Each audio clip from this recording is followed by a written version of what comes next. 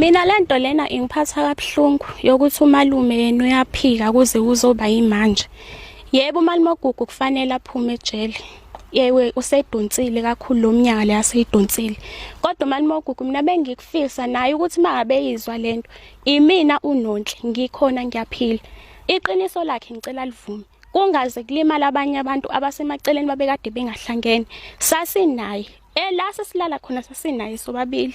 Omunye wayekade engekho.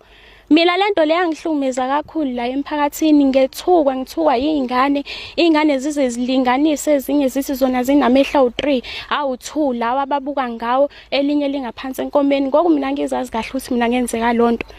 Ngithukwa lemphakathini ukuthi mina ngabophisa uGugu. Into ayisho njalo ithi mina ngabophisa uGugu ngangizange ngize ngidlwengulwe mina abanye bathi mina ngadlwengula abanye bathi ngiqamba amanga njoba kusho namanje ukuthi wayamanga. Umalume oGugu kusho yena uzilwele lakhe iside. Yebo umalume oGugu angiphiki umalume oGugu wayekholwa. Waqala wangenisa ePostoli. Waphuma ePostoli wahamba eZiyoni. Waphuma eZiyoni wangena eWiseli. Ngoba mangaba ngingaphazami wazi waboshwe esonto khona eWiseli.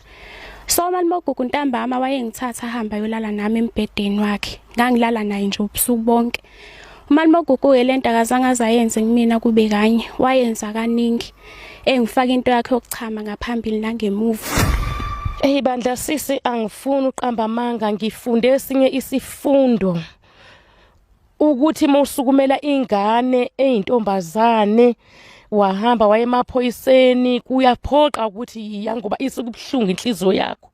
Kodwa egcineni wena oba umuntu omubi. Zikhona ingane la ekhaya zamantombazane ezikhulayo enye ina 8 years enye ina 9 ezabafowethu. Kodwa ama ingafiki ithi auntie nanga umuntu la ngaphandle udlala ngami. Angiboni sisi ngisangakwazi ukuyikhuluma. Ngeke ngisakwazi nje ukuyikhuluma. Senguthula nje ngize ngife. Kuze ngigweme ini umphakathi nokukhuluma nabantu.